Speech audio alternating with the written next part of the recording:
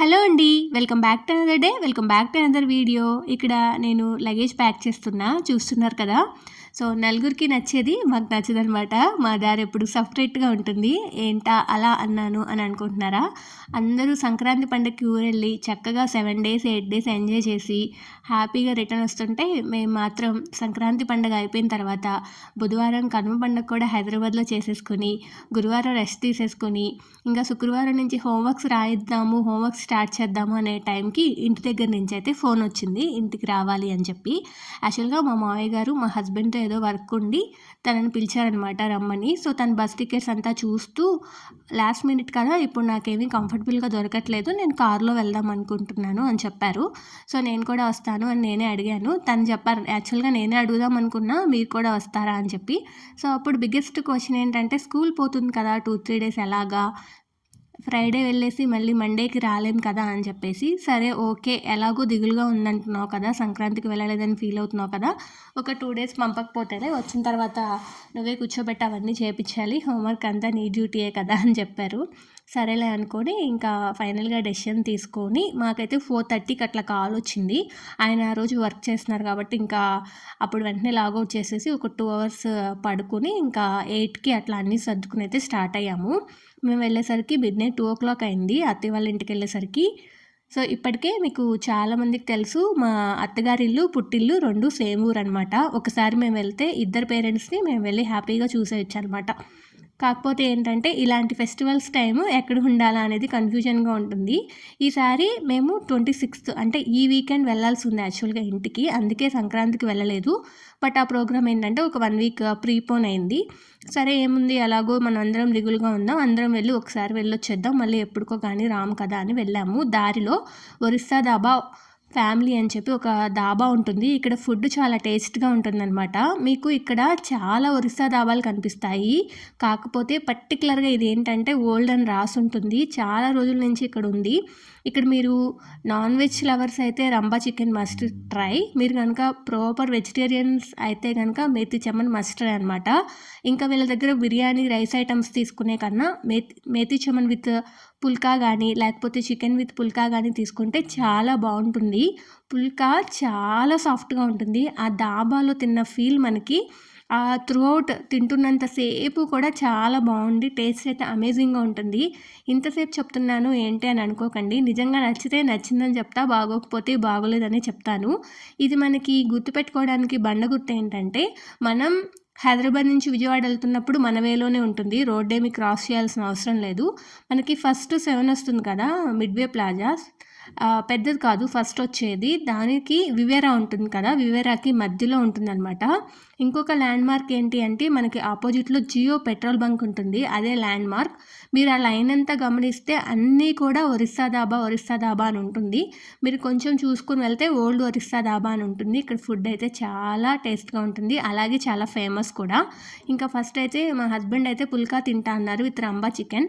యాక్చువల్గా ఇది మేము ఫస్ట్ టైం ట్రై చేసినప్పుడు ఇన్స్టాగ్రామ్లో రీల్స్లో చూసి వెళ్ళాము. అప్పుడు ఏంటంటే దసరా నవరాత్రులు అయ్యాయి, నాన్ వెజ్ టేస్ట్ చేయలేదు. బట్ మేతి చమన్ ఎక్సలెంట్గా ఉంది, చాలా అంటే చాలా బాగుంది. అప్పుడు వెజ్ తిన్నాము, బట్ వైనాట్ ఈసారి నాన్ వెజ్ తినాలి అని చెప్పి ఇక్కడ ఆగామన్నమాట. కొంచెం ఫుడ్ అయితే స్పైసీగా ఉంది, బట్ శ్రీకర్కి నాకు అయితే బాగా నచ్చింది. బట్ బిర్యానీ మాత్రం అస్సలు తీసుకోకండి, బాగా కారంగా ఉంది. ఆ కారం ఏంటంటే మసాలా స్పైస్ కూడా కాదు, అది ప్రాపర్ మనకి రెడ్ చిల్లీ పౌడర్ కారం అనమాట. కొంచెం తినంగానే అంటే పొట్టలో కొంచెం మంటగా అట్లా అనిపించింది. ఓకే, మీరు మరీ టూ మచ్ స్పైసీ లవర్స్ అయితే కనుక తినొచ్చు. మేము కూడా స్పైసీ తింటాం కానీ, బట్ మాకేంటంటే మసాలా ఉండాలి, కారం కాదు. రెడ్ చిల్లీ పౌడర్తో ఉంటే మేము తినలేమన్నమాట. బిర్యానీ అయితే నాకు అంతగా నచ్చలేదు, బట్ పుల్కా మాత్రం అమేజింగ్గా ఉంది, సాఫ్ట్గా ఉంది. మీకు బయట టీ స్టాల్ కూడా ఉంటుంది, ఎలాగో లాంగ్ జర్నీ చేస్తాం కాబట్టి. సో మీకు ల్యాండ్ మార్క్ చూపిస్తున్నా, ఇక్కడ ఆపోజిట్లో ఇలా జియో పెట్రోల్ బంక్ ఉంటుంది అని చెప్పేసి. ఫైనల్గా అయితే ఇంటికైతే వెళ్తున్నాము. 7 దాకా వచ్చేసాము. ఇది మనకి సెకండ్ 7 అనమాట, స్టార్ బక్స్ ఉంటుంది కదా అది.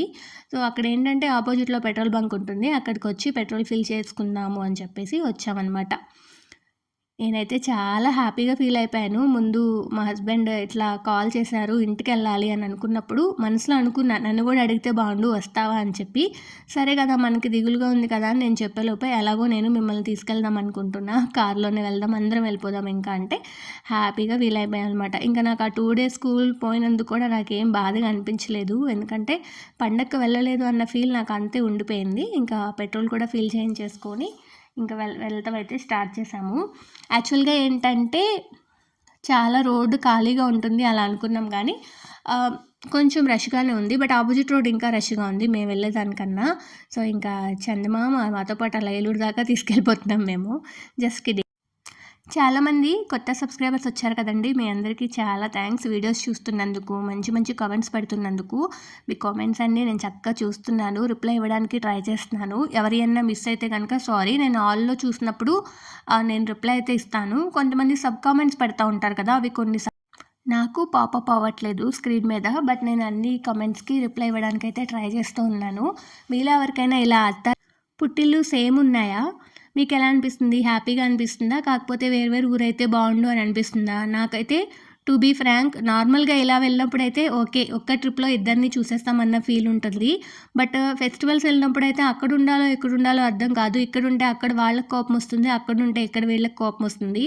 అప్పుడు మాత్రం నాకు పర్టిక్యులర్‌గా అనిపిస్తుంది. వేరు వేరు ఊరైతే ఒక పండక్కి ఇక్కడికొస్తే, ఒక పండక్కి అక్కడికెళ్ళాం కదా అన్న ఫీల్ ఉంటుంది. నార్మల్‌గా ఇలా కలవడానికి లేకపోతే ఏదైనా పనుల మీద వెళ్ళినప్పుడు ఎలాగో ఇద్దరిని కవర్ చేసేస్తాం కాబట్టి ఇలాంటప్పుడు ఏమి అనిపించదు. ఇంకా విజయవాడ దాకా అయితే వచ్చేసాము. బైపాస్ ఉంది గన్నవరానికి. మా హస్బెండ్ అటు వెళ్దామా అని అన్నారు. నాకెందుకో దుర్గ గుడి చూడాలనిపిస్తుంది. చాలా రోజులు అయిపోయింది కదా! ఎలాగో మనకి ఆడ్ టైమింగ్సే కదా!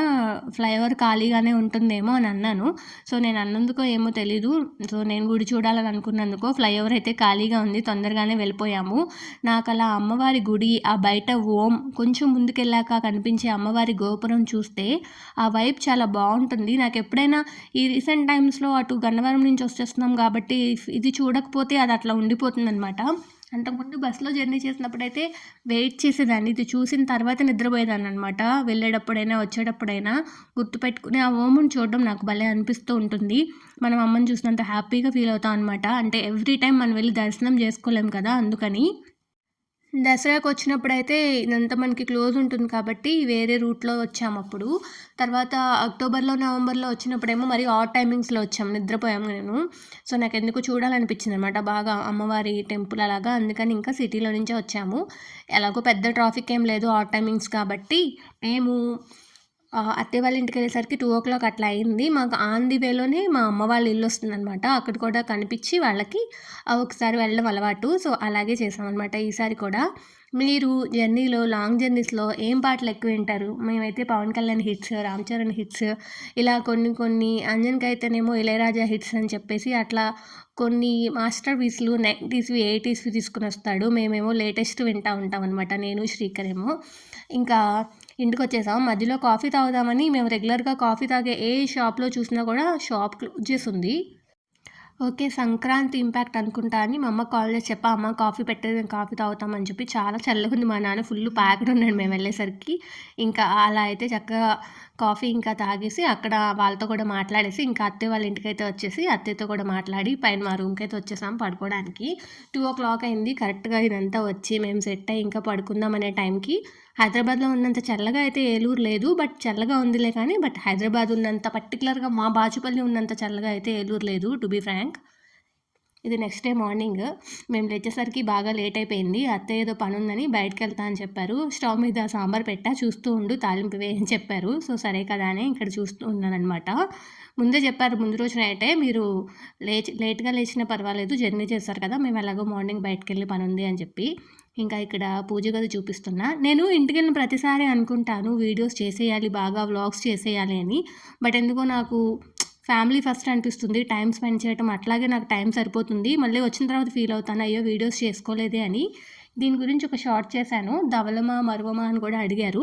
ఇది యాక్చువల్‌గా మరువమే. మా ఇంట్లో ఉంది. ఐ మీన్ అమ్మ వాళ్ళ ఇంట్లో ఉంది. అత్తయ్య వాళ్ళ ఇంట్లో కూడా ఉంది. మరువం అనే అంటాం మేము.